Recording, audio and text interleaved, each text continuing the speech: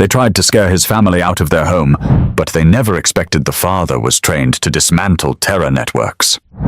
Garrett Lomax knew something was wrong the moment he saw 3 men step out of a silver Ford Explorer and walk toward his driveway. They weren't police, but they carried themselves like they wanted everyone to think they were. Matching dark polos, tactical belts weighed down with gear, laminated badges clipped to their chests. From a distance, it looked official enough to fool anyone who didn't know better. But Garrett wasn't anyone. He'd spent nearly 20 years spotting men who pretended to be in control when really they were just hiding behind props. "Mr. Lomax," the tallest of them called out, his voice carrying across the quiet street. "We need to talk about that vehicle."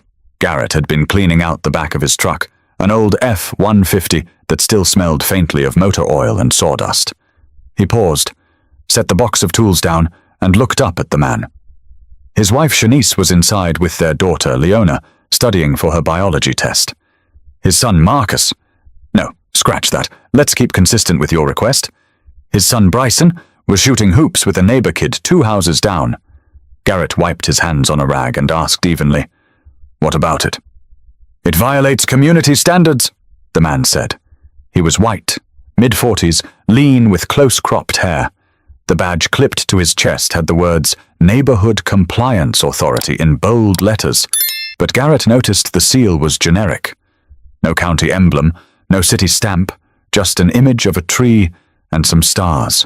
"Since when does the HOA have authority to dictate what I drive?" Garrett asked.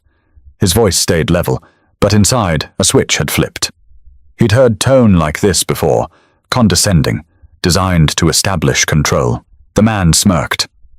"We've had complaints. Trucks like that don't belong parked out here, not in a community like this." His buddies chuckled behind him, one crossing his arms, the other shifting his weight like he was getting ready for something. Garrett studied them quietly. "Complaints from who?" "That's confidential," the man replied, stepping closer. "But we'll need it moved. You can park it outside the subdivision if you like, otherwise you'll face penalties." Garrett almost laughed, but he didn't. He wasn't about to give them the satisfaction. Instead, he tilted his head slightly. "Penalties from who?" "Last I checked, compliance officers don't carry handcuffs. Or fake badges." That line landed harder than the men expected. The smirk dropped for a moment, replaced by a flash of irritation. The leader quickly recovered. "Watch yourself, Mr. Lomax. We don't want to escalate things." Before Garrett could respond, the front door opened. Shanice stepped out, holding a mug of tea, her face calm, but her eyes sharp. "What's going on?" she asked, scanning the 3 strangers with a mix of caution and disgust. "Ma'am, nothing you need to worry about," the leader said smoothly.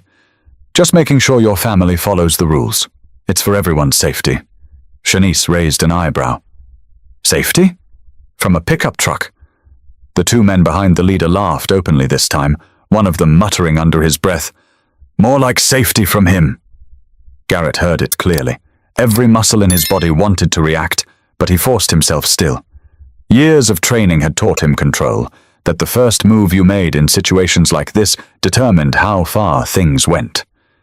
He looked directly at the man who'd muttered, and asked in a low, steady voice, "What did you just say?" The man shifted uncomfortably but didn't repeat it. The leader quickly waved it off. "Enough! Mr. Lomax, you've been warned.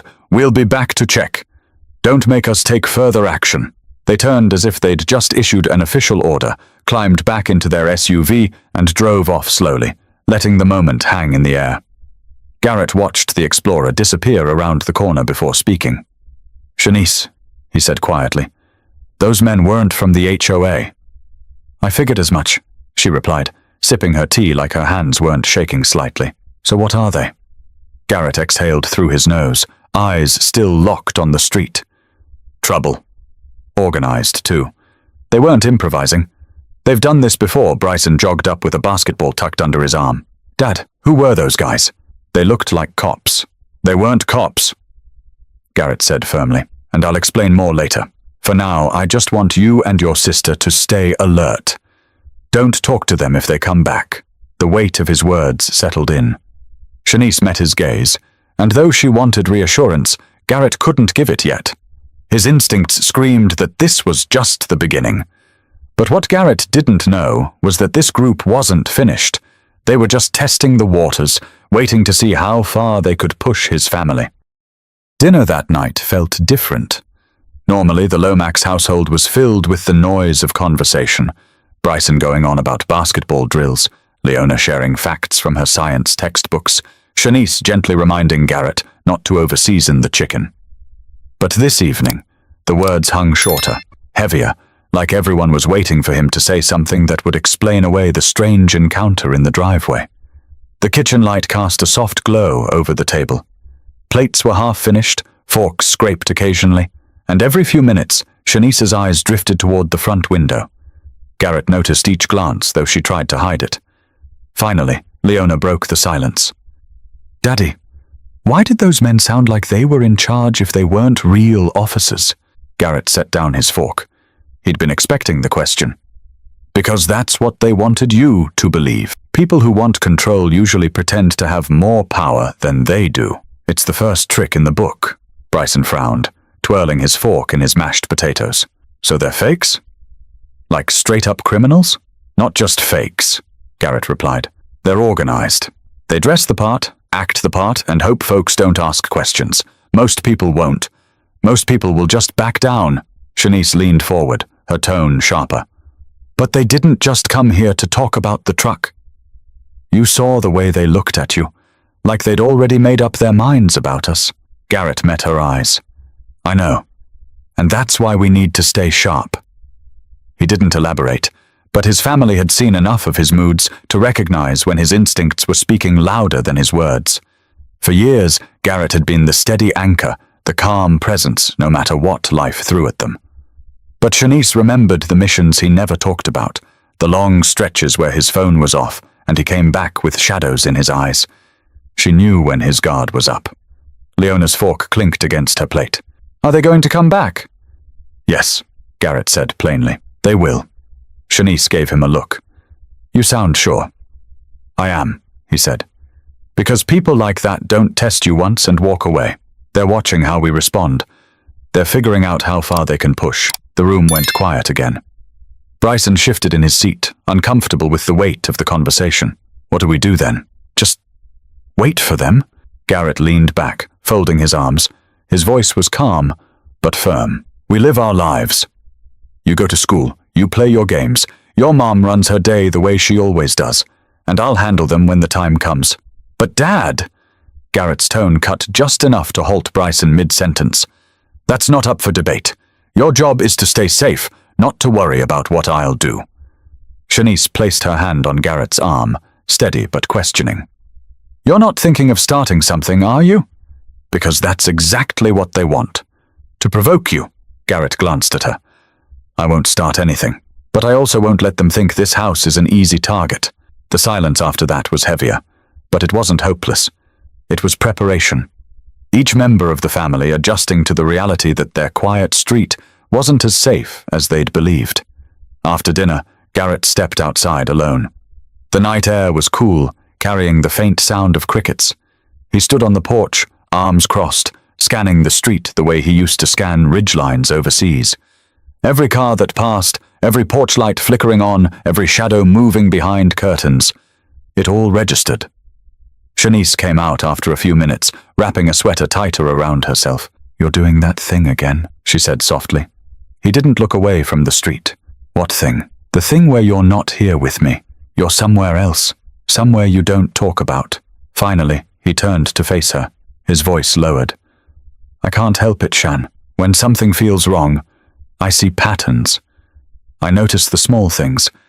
That's how I kept my team alive all those years." "And what about now?" she asked. "How do you keep us safe without dragging us into your old world?"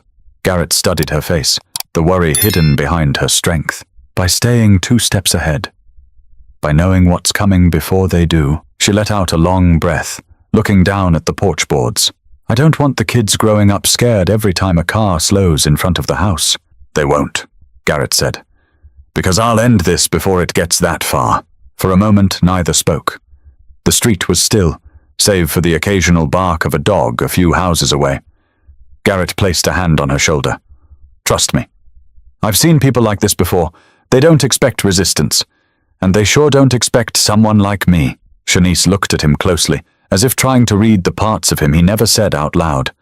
Finally, she gave a small nod. They went back inside, but the atmosphere had shifted. Everyone in the house understood that what happened earlier wasn't just a strange run-in. It was the first sign of a storm. But Garrett didn't realize yet that the neighbors were watching too, and their silence was about to speak louder than words. The next morning, Garrett left early to take Bryson to basketball practice at the YMCA. As he pulled out of the driveway, he caught sight of two of his neighbors standing across the street. Both of them paused mid-conversation when they noticed him, pretending to adjust their mail or check a phone. He knew the look well, people who wanted to say something but didn't have the courage to speak. When he got back, Shanice was in the yard tending to her small row of hydrangeas. A few houses down, Mrs. Callahan, an older woman with a small terrier, froze when she saw Shanice.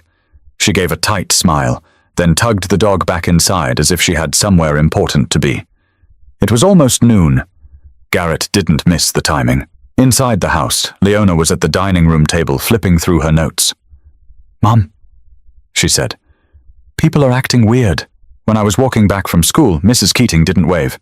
She always waves." Shanice glanced at Garrett, her lips pressing into a line. "You think they know something?" Garrett's tone was measured. "They don't know anything. They're just scared. Easier to stay quiet than to stand up." Leona frowned. "But why would they be scared of men pretending to be the HOA?" Garrett hesitated before answering. "Because deep down, they know it isn't the HOA. They know it's something worse. And if they acknowledge it, they'd have to do something about it." That afternoon, as Garrett wheeled the trash bins down the driveway, his neighbor, Don Avery, pulled up in his SUV. Garrett had spoken to Don a few times, enough to exchange polite nods, not much else. Today, though, Don rolled down his window. "Garrett," he said, voice low. "Can I give you some advice?" Garrett stopped, one hand still on the bin handle. "Go ahead. Those guys that came by yesterday." Don looked around before continuing. "They've been here before. Not just to you. A couple months ago, they showed up at the Hernandez house down on Millbrook. Said their porch furniture wasn't approved. Scared the life out of them. Next thing you know, they put the house up for sale." Garrett raised an eyebrow. "And nobody reported it?" Don shook his head. "Most folks around here don't want trouble. The HOA doesn't deny it's them, and the cops don't get involved unless there's violence. So people just let it go. Let it go," Garrett repeated, the words tasting bitter. "And now they're stronger for it." Don sighed. "Look, man, I'm just telling you, don't push back too hard. They'll make your life hell. They can find ways to pressure people. It's not worth it." Garrett's eyes narrowed, his voice flat. "It's always worth it when your family's being targeted." Don gave a half shrug, like he'd already said too much, then rolled the window up and drove away. That evening, Shanice sat on the edge of their bed while Garrett laced up his running shoes. "You're not really surprised the neighbors didn't say anything, are you?" she asked. "No," Garrett admitted. "I've seen it before. Overseas, back home, doesn't matter. People see wrong, they look away. They convince themselves it's not their fight. And what about us?" Shanice pressed. "What happens when it is our fight, and nobody wants to stand with us?" Garrett looked at her steadily. "Then I stand." That's enough. Later, when the kids had gone upstairs, Shanice found herself staring out the living room window. Across the street, a curtain shifted in the Reynolds house. She caught a glimpse of someone peeking through the blinds before the fabric fell back into place. Watching. Always watching. The silence of the neighbors was louder than words. It meant they'd seen this happen before. It meant they knew the pattern, but didn't dare interfere. And now, their silence had put the spotlight firmly on the Lomax family. As Garrett stepped outside for his late run, he glanced at the houses lined neatly along the street. He could feel the eyes behind the windows, measuring him, waiting to see if he'd bend like the others. But Garrett wasn't built to bend, and while he thought the neighbors' silence was cowardice, He was about to learn it also gave the fake officers room to escalate their tactics without resistance. 2 days later, the Ford Explorer showed up again. Same vehicle, same trio of men, but this time they didn't bother with the polite act. They parked directly in front of the Lomax driveway, blocking Garrett's truck. Shanice was unloading groceries from the back seat when the men climbed out.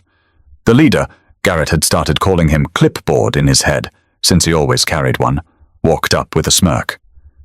"Mrs. Lomax," Clipboard said, his voice too smooth to be genuine. "We told your husband about the violations. Looks like nothing's changed." "That's a problem." Shanice straightened her shoulders, bags of produce still in her arms. "What problem?" "My husband already told you. Your authority doesn't mean anything here."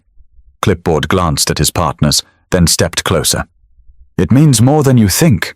Families who don't comply usually regret it." That was when Garrett came out of the house, still in his running shorts, sweat drying on his t-shirt. He didn't rush.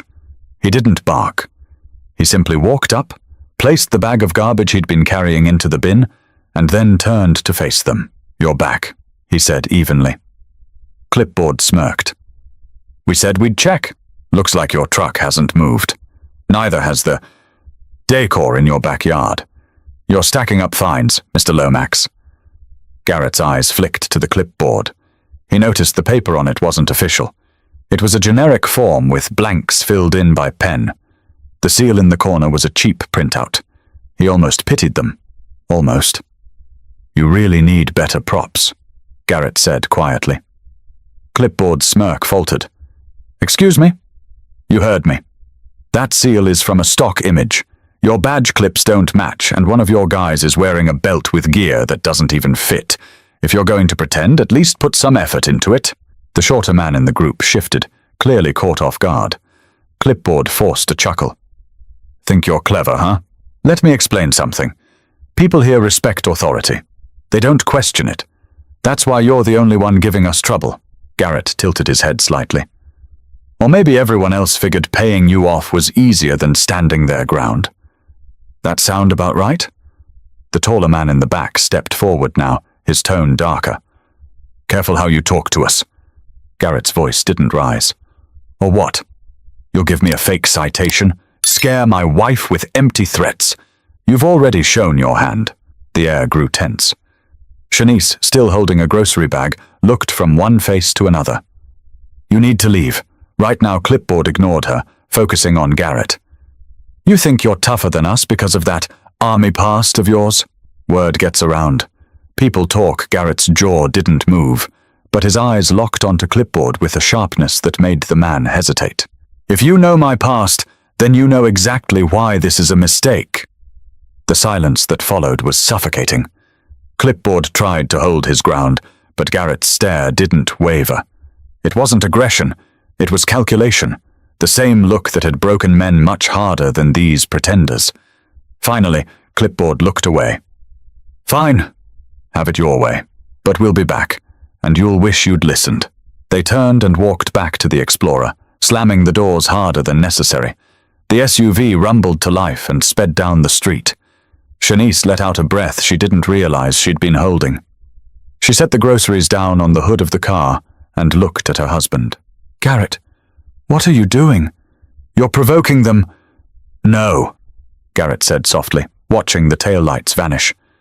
"I'm showing them I see through them." That's the only language men like that understand, Bryson had been watching from the upstairs window. He came down the stairs quickly, his voice full of nervous energy.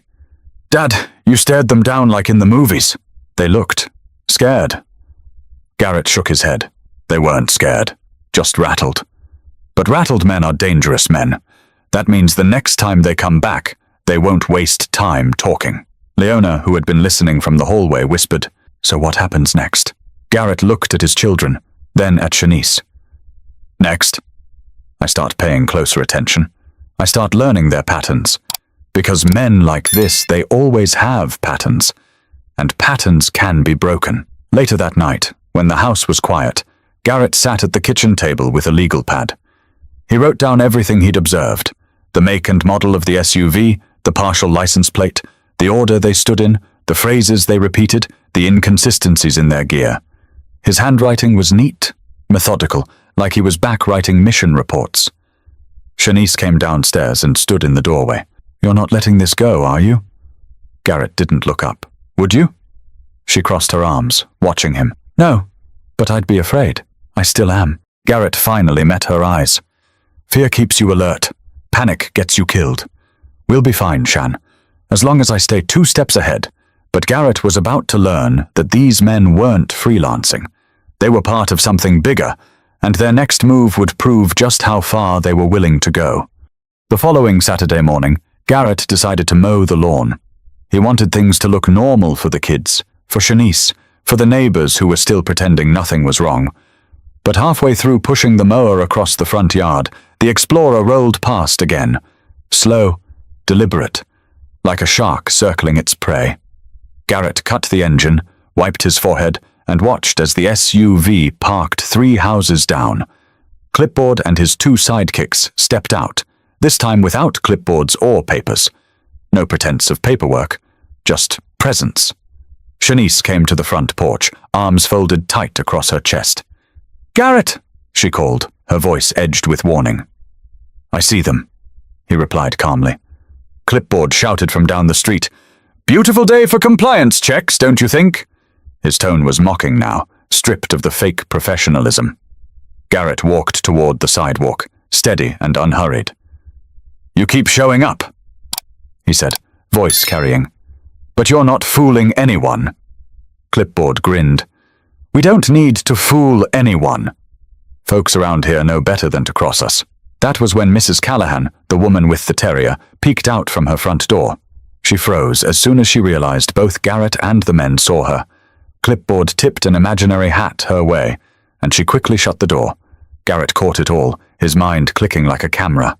Fear in the neighbors, confidence in the impostors. That meant leverage. These men thrived on silence. "You ever notice," Garrett said slowly, "that real authority doesn't need to prove itself? It doesn't need to circle houses, block driveways, or bark at women carrying groceries. Real authority speaks once, and it's respected. What you've got is theater. Cheap theater." The shorter man bristled, stepping closer. "You think you're smarter than us, don't you?" Garrett tilted his head slightly. "No, I think you're sloppy. Your badges don't match. Your vehicle has a dent on the passenger side that wasn't there last week, which means you're not invincible. You make mistakes." Clipboard's grin faltered again.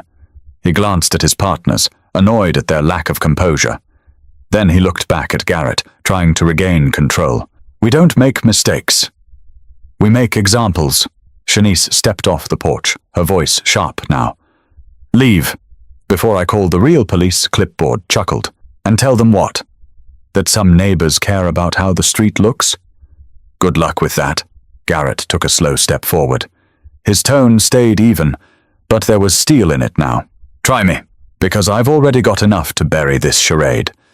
The only question is how much longer you want to play this game before it falls apart." For the first time, the tall man in the back spoke. His voice was deep, gravelly. "You don't know who you're messing with." Garrett's eyes locked on his.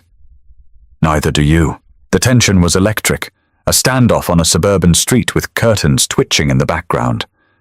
The neighbors were watching, but no one dared step outside. Clipboard finally signaled to his men, and they backed toward the Explorer. "We'll be back," Clipboard said, his tone promising escalation.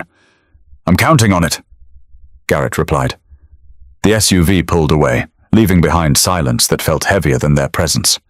Shanice turned to him, voice low but firm. "Garrett, you're pushing them. What if they bring more people next time?" Garrett looked at her. "Then I'll be ready for more people." That night, he pulled out his old military notebooks, the ones he hadn't touched in years. He flipped through pages of field notes, tactical diagrams, even communication codes. Bryson wandered into the kitchen, eyes widening at the sight of the old, weathered pages. "Dad, are you planning something?" Garrett closed the notebook slowly. "I'm preparing. There's a difference." "But Mom says..." "Your mom's right to be worried," Garrett interrupted gently. "But here's the truth. When you let bullies run unchecked, they don't stop. They get bolder. And if you want peace, sometimes you have to stand firm. Leona had followed her brother in. She crossed her arms, watching her father closely. What if standing firm makes them hurt us? Garrett leaned back in his chair, studying both of them. That's why I don't just stand. I plan. I look for their cracks. And today, I saw plenty of them. Shanice entered quietly, her eyes moving from the notebooks to Garrett's face. You're not just planning, Garrett. You're already fighting. He didn't deny it. He just said, someone has to. But Garrett was about to realize that the fight wasn't just with the impostors. It was also with his own past, the parts of himself he thought he'd left behind. That night, Garrett couldn't sleep. He lay in bed staring at the ceiling, the faint glow of the digital clock washing the room in green. Every creak of the house, every car passing outside, triggered the part of his brain that refused to shut off. Shanice slept beside him, but even in her rest, she stirred often, as if her body understood there was a storm brewing outside their walls. Around 3 a.m., Garrett gave up on sleep and went downstairs. He poured a glass of water, sat at the kitchen table, and let the silence press in. Memories he usually kept buried started to surface. He remembered Kandahar 12 years ago. His team had been pinned down in a compound, outnumbered, outgunned. He could still hear the static on the radio, the sound of Sergeant Ruiz gasping after shrapnel tore through his vest. Garrett had been the one to stay calm, to find the weak point in the enemy's formation. He led his men out that night with precision and cold focus. That same focus was stirring now, here in suburban Charlotte. Only this wasn't Afghanistan. It was his neighborhood, his family. And the enemy wasn't a militia, it was 3 men with badges they bought online. Still, the pattern was the same. Identify, observe, exploit, eliminate the threat. The sound of soft footsteps pulled him out of his thoughts. Bryson stood at the bottom of the stairs in pajama pants, rubbing his eyes. Dad! You're up again.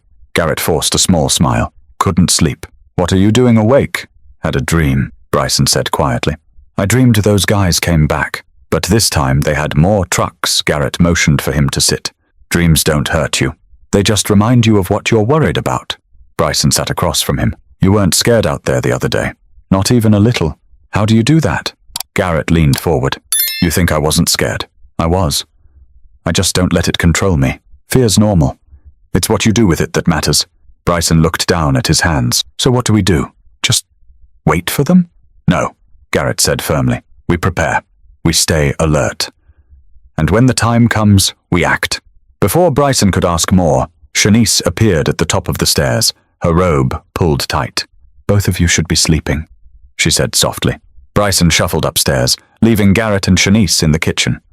She walked over, touched his shoulder, and looked at the open notebook filled with scribbles. You're going back? She whispered. Garrett frowned. Back? To that place in your head.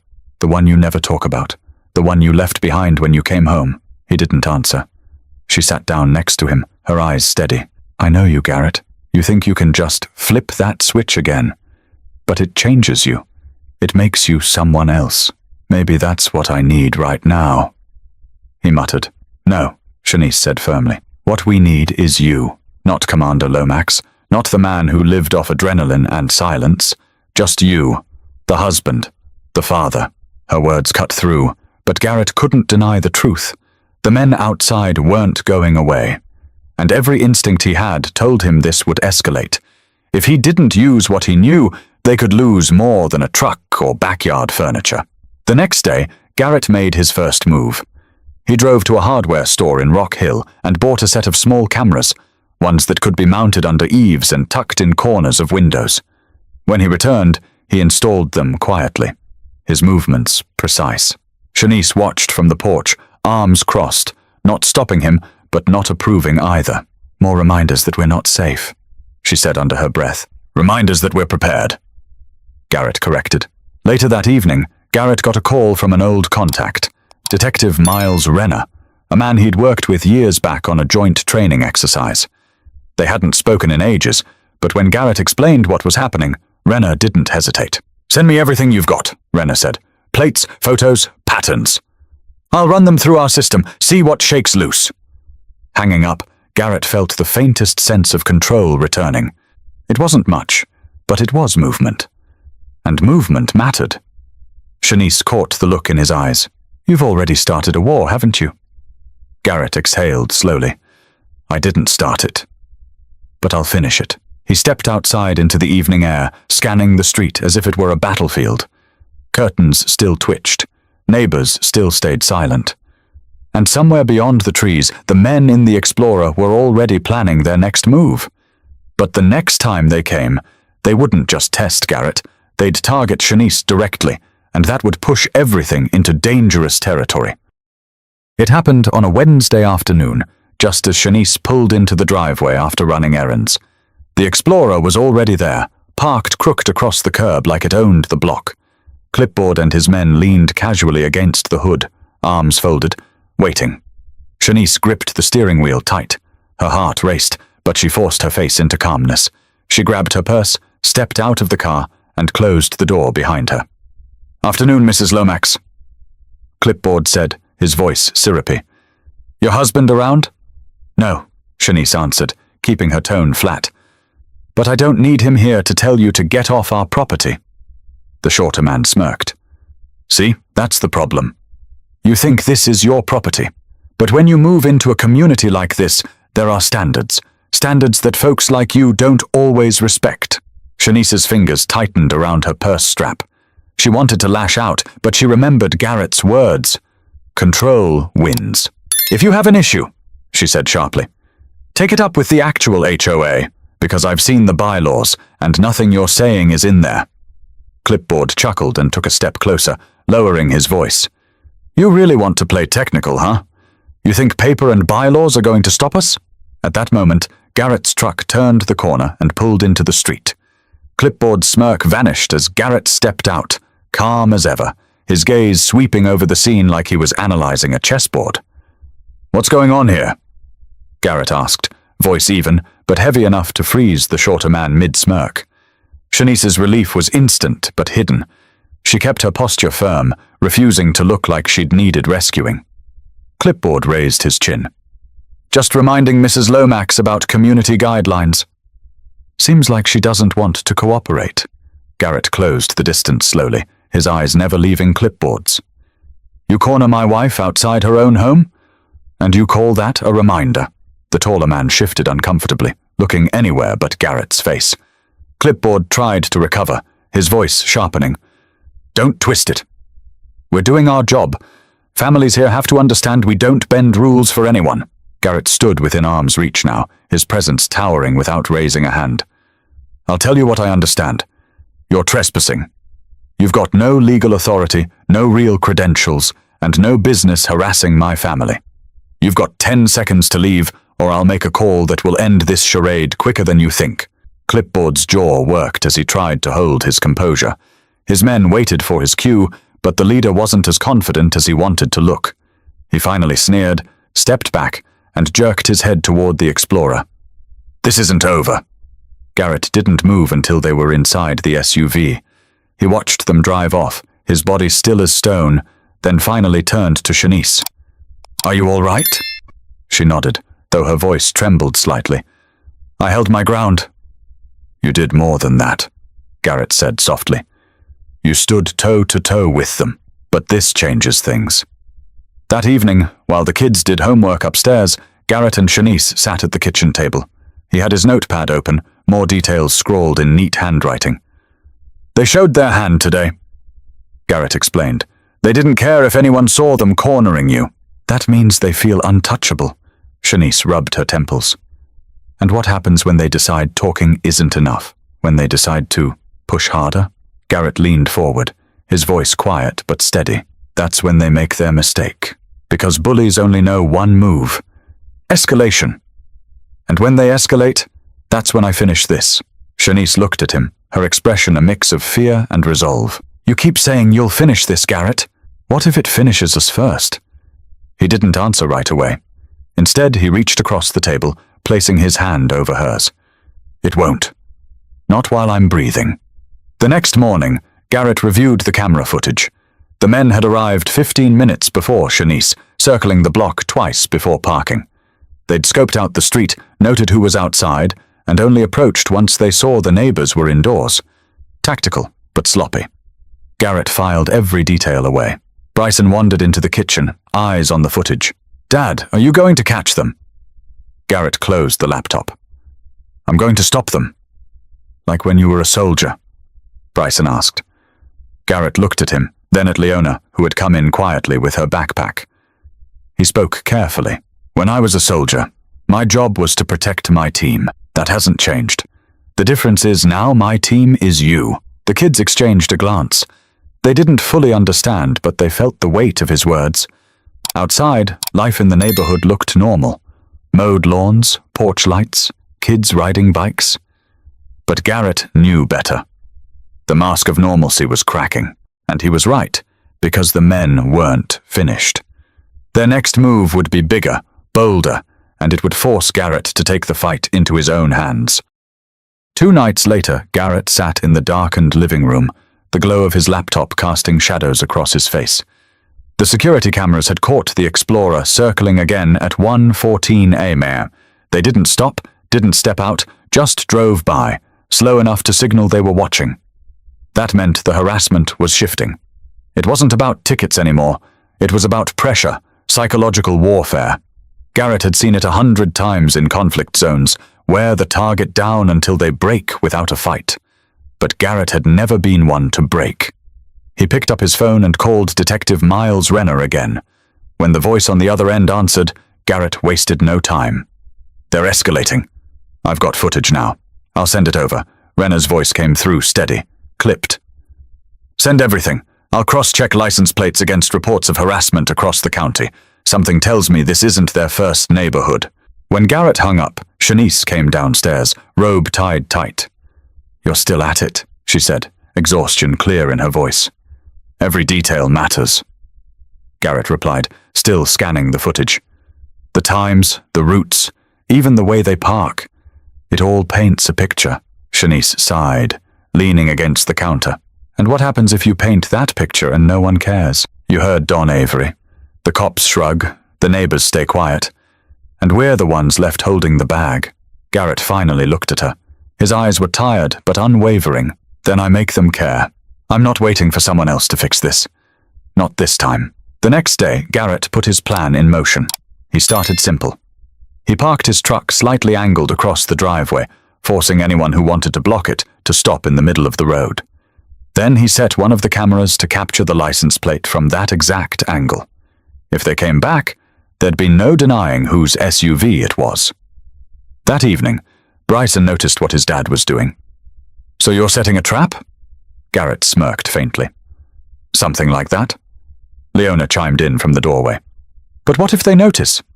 Won't they just stop coming if they see the cameras?" "People like them," Garrett explained. "They're not looking up. They're too focused on the show they're putting on. The more confident they get, the sloppier they'll be. And that's when I catch them." Around 6 p.m., Shanice was cooking when the knock came. Not the Explorer this time. It was Don Avery, the neighbor from down the street. He looked pale, nervous, glancing over his shoulder as if someone might be watching. "Garrett," Don said quickly, "can I talk to you?" Garrett ushered him inside, studying his jittery movements. Shanice offered him a seat, but Don stayed standing. "They came to me," Don blurted out. "Yesterday. Said they'd make things easier if I kept my mouth shut. Told me they've got people in other neighborhoods too. Whole groups, working the same playbook. They force families out, flip houses, take a cut." "It's bigger than I thought," Garrett exchanged a look with Shanice. "So it's organized," Garrett muttered. Don nodded. "I wanted to say something sooner, but—" He swallowed. "I've got kids too, and I've seen what happens when people push back. Families just disappear. Houses sell overnight. Nobody asks questions." Shanice's eyes widened. "Disappear? What do you mean?" "I mean they move out fast," Don clarified, though his voice carried doubt. "Or at least, that's what people say." Garrett stepped closer. "Then you need to decide if you're going to keep watching from the sidelines or if you're going to help me stop this." Don hesitated, shifting on his feet. "What are you planning?" "Gather evidence," Garrett said plainly. Expose them, but I can't do it alone. For a long moment, Don didn't speak. Then, with a shaky nod, he said, I'll help. Quietly, that night, Garrett adjusted the cameras again, widening their field of view. He walked the perimeter of the house twice, noting sight lines, shadows, potential blind spots. His movements were precise, almost surgical. Shanice watched from the porch, arms crossed. You're not just protecting us anymore, she said softly. You're hunting them. Garrett paused. Hunting means anger. I'm not angry, I'm patient. That's the difference. But deep down, he knew anger was simmering just beneath the surface. At 2:07 a.m., the cameras caught the Explorer again. This time, the SUV slowed to a crawl, and one of the men got out. He walked right up to the edge of the Lomax property, looked straight into one of the cameras, and grinned before getting back into the vehicle. The footage was chilling. Garrett replayed it 3 times, studying the man's face, every angle of his posture. They weren't hiding anymore. They wanted him to know they were watching. Shanice sat beside him, eyes wide. They're taunting us. Garrett leaned back, exhaling slowly. Good. That means they're confident, and confident men make mistakes. But Garrett didn't realize their confidence wasn't just bravado, because the very next move would shift from intimidation to confrontation, and the truth about the scam would finally start coming to light. Saturday came like a held breath. The weather was clear, but the tension over the Lomax house was heavy enough to touch. Garrett had been up since dawn, checking the camera feeds, reviewing notes, and running through the plan he'd built with Detective Renner over the past 3 days. Every detail was ready. If the men came back, the evidence would lock them down. By noon, Shanice was folding laundry in the living room when she heard Garrett on the phone. His voice was low, but urgent. Miles, they're circling again. Plates confirmed. Renner's voice on the other end came through clear. Got a hit. Same SUV linked to at least 4 compliance incidents in other neighborhoods across York County. Families report harassment, intimidation, forced property sales. These guys aren't freelancers. They're a crew, probably contractors hired to push people out of their homes. Garrett's eyes narrowed. So it's a real operation. Renner didn't hesitate. Bigger than you think. My guess? They're working with a shadow property group, the kind that buys undervalued homes through shell companies, flips them fast, and disappears. We've been trying to catch them in the act. You might have just given me the chance. Garrett hung up and turned to Shanice. We've got them. Now we just need them to step on the trap. Trap? Shanice repeated, folding a shirt slowly. I've set the cameras to stream live to Renner's team. If they cross onto the property tonight, it's trespassing. If they threaten us, it's criminal harassment. With enough evidence, they'll be arrested before they can even blink. Shanice's hands shook slightly. And what if they don't care about being arrested? What if they're desperate? Garrett placed a hand on her shoulder. Then they'll learn what desperation feels like when it's turned back on them. That evening, Garrett parked his truck at the edge of the driveway and left the garage door open just enough to give himself a line of sight to the street. The kids stayed upstairs with the television on low. Shanice sat near the window with her phone ready. Every movement outside drew Garrett's eyes. At 9:47 p.m., the Explorer returned. It rolled to a stop directly in front of the house, engine idling. Clipboard stepped out first, his face harder now, the smirk gone. The 2 others followed, one holding a flashlight, the other with a thick envelope in his hand. Garrett stepped out from the garage, his hands at his sides. Clipboard raised his voice. Evening, Mr. Lomax. We're here to serve notice. This is your last warning before we take action. Garrett said nothing. Clipboard continued. You've ignored citations, refused compliance, and interfered with our process. That's obstruction. You're not an authority. Garrett said evenly. And that's trespassing. The man with the envelope tossed it onto the driveway. Sign or else. Shanice's phone recorded from the window, the footage streaming live to Renner's team. Garrett took a slow step forward. Or else what? Clipboard grinned darkly. Or else we make you move like all the others. Garrett's voice dropped to a cold calm. You picked the wrong family. In the distance, faint but growing, the sound of sirens cut through the night. Clipboard's eyes flicked toward the street corners, uncertainty flashing for the first time. What did you do? He demanded. Invited friends, Garrett said simply. 2 unmarked cars rolled up, lights flashing. Renner stepped out of the lead vehicle, badge on display. Hands where we can see them, he barked. Clipboard's smirk collapsed. The man with the flashlight dropped it to the pavement. The taller man froze, eyes darting between Garrett and the approaching officers. Renner strode forward. You're under investigation for multiple counts of harassment, trespassing, and fraud. We've got statements, video, and records linking you to property scams across 3 counties. Congratulations, you're done, Clipboard tried to bluster. We're contractors. We've got fake IDs, fake citations, and a fake authority no one recognizes. Renner cut in. It's over. The officers moved in, cuffing the men one by one. Clipboard shot Garrett a look full of venom. You think this stops anything? You're just a mark. You don't know how deep this goes. Garrett didn't move, his voice still quiet. Deeper than you. But it starts with you. As the Explorer was searched, more evidence came to light. Blank citations, forged HOA letters, a list of targeted families with addresses and property values. Renner's team catalogued everything, bagging it as evidence. Shanice came outside, standing next to Garrett as the men were led to the cars. It's over? She asked softly. Garrett looked at her. This chapter is. Renner approached, clapping Garrett lightly on the shoulder. You just gave us the break we needed. With what we found tonight, we can roll up the whole operation. Garrett nodded once. Good. No one else should have to go through this. The street was quiet again, but not the same kind of quiet. Neighbors began opening their doors, stepping onto porches. For the first time, people were looking at Garrett not with avoidance, but with something like respect, and maybe guilt. But Garrett knew the arrests weren't the end. There was still a reckoning coming, not just for the men in handcuffs, but for the neighborhood that had stayed silent until now. The flashing lights faded from the street an hour later. The Explorer was gone, hauled off on a tow truck. Clipboard and his men sat cuffed in the back of police cars, shouting empty threats that nobody cared to hear. For the first time in weeks, Garrett's driveway stood clear. But inside the Lomax house, the air was still charged, the weight of what had just happened pressing on everyone's shoulders. Shanice closed the curtains slowly. It feels quiet, she whispered. Too quiet. Garrett was sitting at the table, the same table he'd been mapping patterns on for days. His notepad lay open, filled with details and sketches. He pushed it aside, his gaze softening as he looked at her. That's not the silence of intimidation anymore. That's relief, the kind you get after a fight's been won.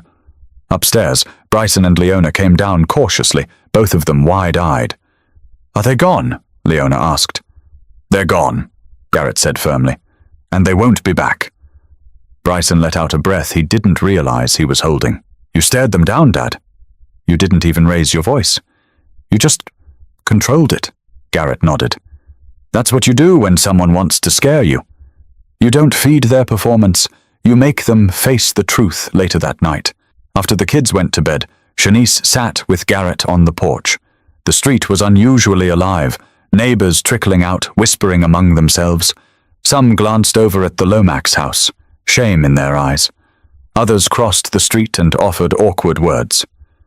Garrett, Mrs. Callahan said timidly, clutching her terrier's leash. I'm sorry. I should have spoken up sooner. I was afraid. Garrett looked at her, his expression unreadable at first, then softened. Fear's natural, but silence gives men like that power. Next time, speak. Not for me, for yourself. One by one, others echoed similar words. Don Avery came last, guilt heavy in his voice. You were right. I should have stood with you earlier. I let them win by staying quiet. Garrett didn't gloat, didn't lecture. He simply said, Now you know better. Don't let it happen again. Not here. Not anywhere. Shanice glanced at him as the neighbors slowly dispersed. You think they'll listen? They will, Garrett said, because they've seen what silence costs. Days later, the news spread. Local papers reported the arrests, detailing the fraudulent scheme of fake HOA enforcers who had terrorized families across multiple counties. Garrett's name wasn't in the articles, but the families who had been targeted knew who had forced the truth into daylight. Renner called him that week.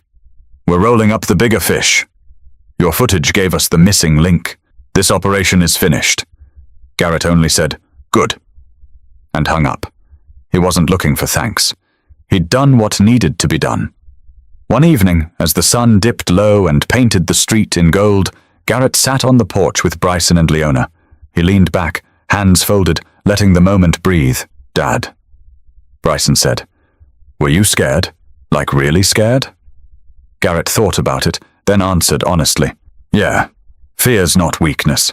It's a reminder to respect the situation. What matters is whether you let it control you." Leona tilted her head. "So, what's the lesson?" Garrett smiled faintly. "That when people try to intimidate you, when they puff their chest and pretend they've got power, they only win if you let them. Stand firm. Ask questions. Don't give in to silence. Because silence is how bullies grow." Shanice came out with 3 glasses of iced tea, setting them down on the table.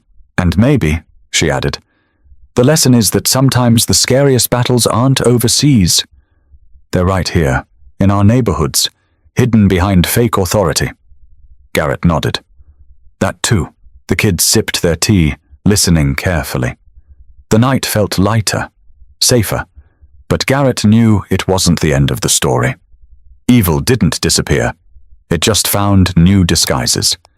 Still, for his family, for his street, for now, it was enough. As the porch light flicked on and the neighborhood settled into the calm of evening, Garrett glanced at his children once more.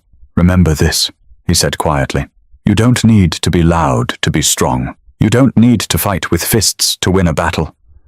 Sometimes the strongest thing you can do is stand still and not give ground."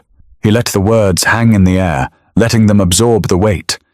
And for the first time in weeks, the Lomax family felt like their home truly belonged to them again. The moral is simple. Bullies thrive when good people stay silent. Speak up, stand your ground, and protect what matters. Because strength isn't in intimidation, it's in resilience. If you've been with me through this story, don't forget to subscribe for more, because stories like this remind us why vigilance, courage, and family matter most.